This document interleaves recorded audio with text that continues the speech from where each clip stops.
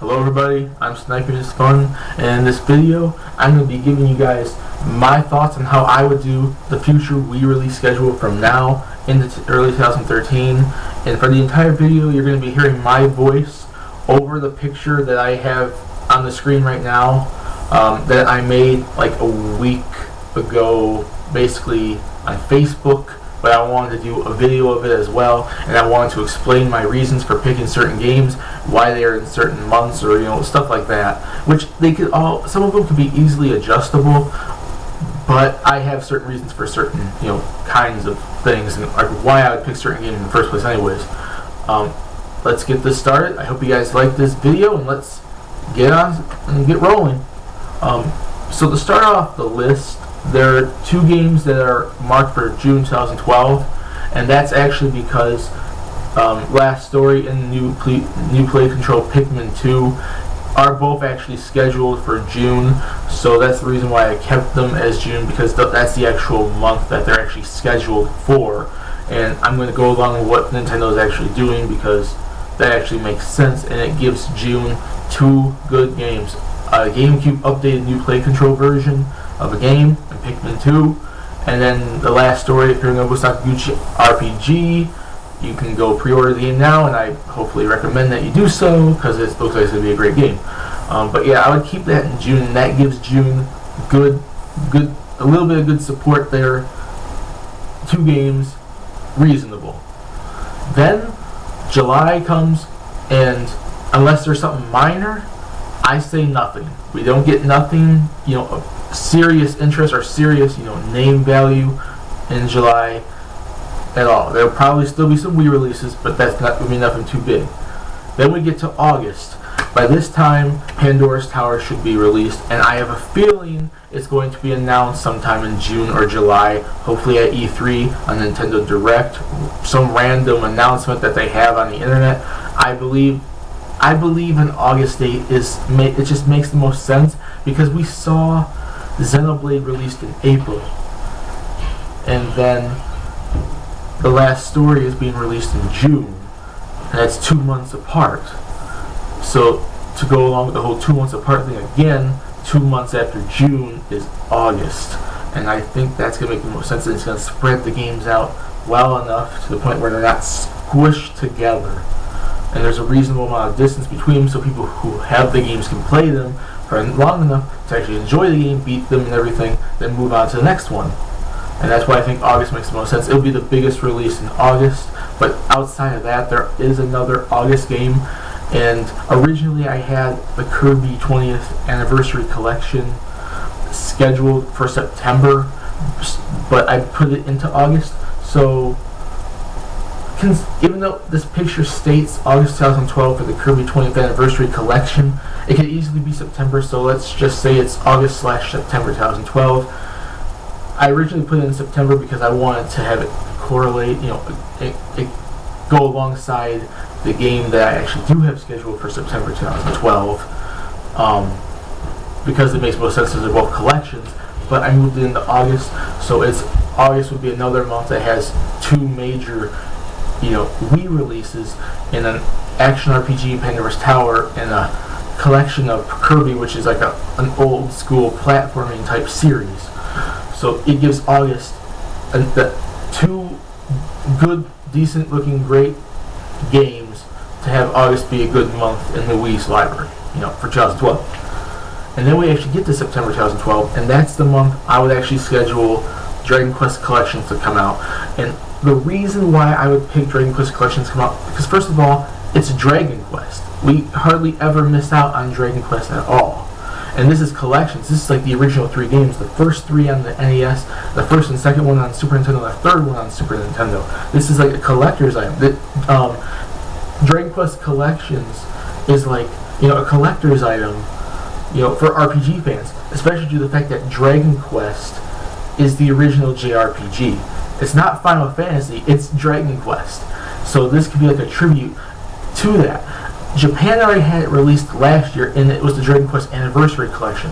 They could just bring it over to America as the Dragon Quest Collection. They don't have to do any anniversary-based thing on it, unless they feel like doing I think it's like our 20 23rd or something. I don't know what it is for us, or Europe or Australia. But I don't think it's the exact same, like 25th as Japan, because they got like an 86, I think. We didn't get to like 89. I don't know about Europe or Australia, or 88. I don't know. I only barely looked into that. But it's like they're classic RPGs, and due to the fact that whenever Dragon Quest comes out, Nintendo's always the one to jump on the bandwagon to grab those games and localize them. I feel it would probably be them. They'd probably localize this too, especially since First off, it's a collector's item, so they could sell it decently well, and it will get some popularity, especially from RPG fans. And second,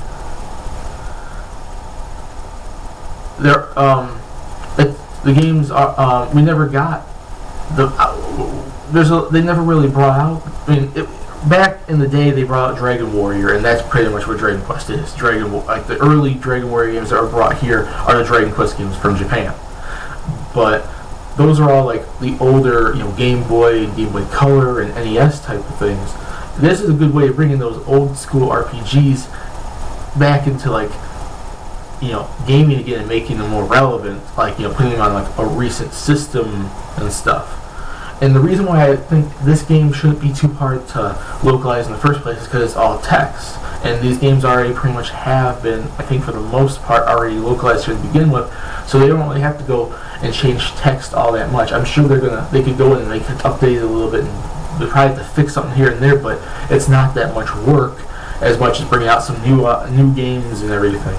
Or actually doing voice acting for a game. So that's the reason why I think this makes sense. I mean, it's Dragon Quest first and foremost, and those games, even though Dragon Quest is not as popular outside Japan as it is inside Japan, Dragon Quest still has a fan base in America, Europe, and Australia, just outside Japan in general.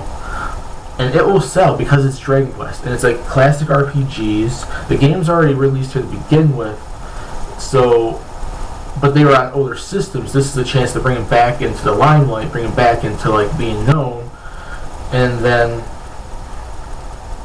it's just not that hard to begin with because the games are practically already done. You just have to probably modify things here and there, slap them on a disc, and ship them out over to the other countries. It's a collector's item, and it doesn't require as much work as, say, a new game built from the ground up with maybe voice acting and everything. And I feel it makes the most sense, especially because it would add an RPG to the end of the week outside of the Operation Rainfall trio.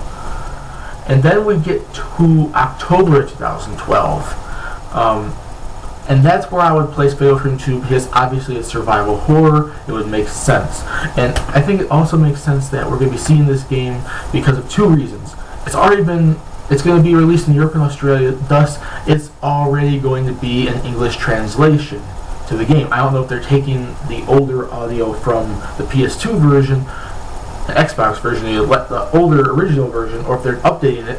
But even if they are updating it, it's already in English either way. So it makes sense just to ship it on over because it's going to be already done. They just have to put NTSC on the game instead of PAL. They have to go in and edit that, and then create the discs and stuff and ship it on out.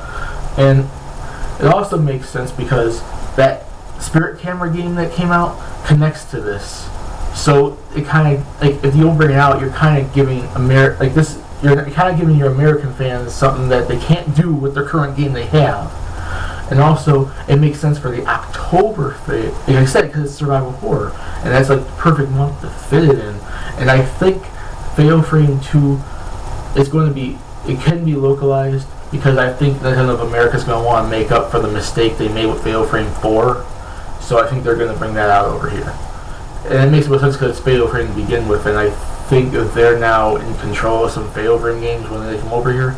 Because they were the ones that were supposed to bring over 4, but they didn't, and no one else jumped on that.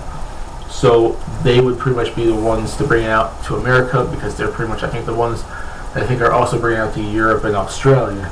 It's just like Dragon Quest, they're kind of the company that, if it's on their system, they're the ones that kind of help in localizing it. Then we're at November 2012, which I put Epic Mickey 2, The Power of 2 in there because back in 2010, the original Epic Mickey came out, I think, in November, and it makes sense for the most part to put it in that time slot, because it gives that title that's going to be one of the bigger Wii releases around the time the Wii U comes out, to still give the Wii a good amount of support, but then, you know, at the same time when the Wii U comes out, so it's still giving the Wii gamers something at the same time, and I think that makes the most sense. And then it comes into 2013, which I put Roday the Sky Soldier, Earthseeker, and Dragon Quest X. Earthseeker makes most sense because first, it's a Sega game, but also because, you know, the game hasn't been released yet. This is not one of the whole ideas of the game hasn't been localized yet. It just hasn't been released anywhere yet. And there has been speculation about it being a Wii U download title, but I still think it's in the works for a Wii physical disc because it was a 3DS game to begin with as well. So I have a feeling if we don't get the game by the end of the year, sometime in 2012, if it's not at E3 or anything, it's going to be early 2013, and it's going to be a Wii physical disc, a 3DS cartridge, and a Wii U download title. Because it was already planned for Wii and 3DS to begin with, and then there's speculation of the Wii U download, so I highly doubt they're going to jump off of the Wii since there's a 3DS version as well. Because if they jump off that, they'll probably jump off the 3DS version, and it's kind of like their handheld instead of just jumping on a download title. I think it's just you get the most money and profit if you put all three, and it's going to be early 2013 unless it's the end of 2012. Like if we see it at E3 or if we see it at, you know, a Nintendo Direct or something, you know, that kind of thing. And an Earthseeker, I think, like if it actually does happen, like I stated in my last video, Ben Bateman of Akis, he's interested in localizing the game, so if he's maybe working on it, we're not going to probably see it by, you know, the end of 2012. We'd probably be seeing it sometime in 2013, and like I stated in that video, it makes the most sense for it to be a Wii physical disc or a Wii U download title, so people have the option, because if you force a Wii U download title, it might not sell as much, but give the people just a Wii physical disc, it at least has a little more value to it, because you can put the Wii physical disc into your Wii U and enjoy it all you want if you want to play on Wii U. But if you didn't upgrade the Wii U yet, thus you can't really have the chance to download it to begin with, you still have the Wii, you just put the disc in there and you enjoy it, you know, that kind of thing. It's like I said, it gives the gamer the option, and it gives you more profit from two versions of the game instead of just one. And also, since he expressed interest, it has a chance, so it's going to come. And then Dragon Quest X obviously is Dragon Quest, it's going to come. We're going to pretty much be seeing the game pretty much released in Japan this year. I don't know if it's going to be released here. It's probably going to be like a launch title for Wii U in Japan. I don't think it's going to be a Wii U launch title here. I think it's going to be early 2013 for us, like sometime before E3 of 2013 kind of a thing. So it's going to be next year. Could they surprise us and bring it out at launch day? Sure. That's another thing that could be 2012. But I'm not counting on it. So that's why I put 2013 release date on it. And that's it. That's my release schedule. Could there be other games played in there? Sure. Could there be games released even further in 2013? Sure. Because we haven't. Because you guys remember, they said the Wii is going to be supported after. A ton of major games. I highly doubt that. But there's probably going to be something in 2013 that just like probably spread out. How I see it, they're going to spread it out months and months and months apart. All these, like, you know, release schedules, like, you know, and as well as, you know, the minor support that obviously is still going to be there. But this is how I would release it from now to early 2013. These 10 games. Currently, we're really going to be seeing for sure about 4 of them. But the other ones I can see coming too, and they all make sense because Pandora's Tower's already been localized. It can be shipped on over. There's enough interest for it for them to do so. Dragon Quest Collections shipped out to America, Europe, and Australia because they're already done. It's in English text. They don't do voice acting, and the games are practically done. If there's any work that's needed for them, it's very minor. Fatal Frame 2 makes more sense. It's a horror-based game. Besides for America and Europe, like America, Europe, and Australia, we've gotten all of them, and Europe and Australia is actually getting the updated version number 2. So I think it makes sense for America to do so as well, especially since they probably want to make up for the mistake they did with 4. And Roday is going to eventually come because it's Sega. Earthseeker has Ben Bateman of Akis that did the 999 translation has expressed interest, so there's still a chance for that. And of course, Dragon Quest X is Dragon Quest X, so it's going to be over here eventually. And that's my release schedule and my reasons. I hope you guys like this video. Put in the comment section what you think, and I'll see you guys in my next video. Peace. Please subscribe if you want to, and have a nice day.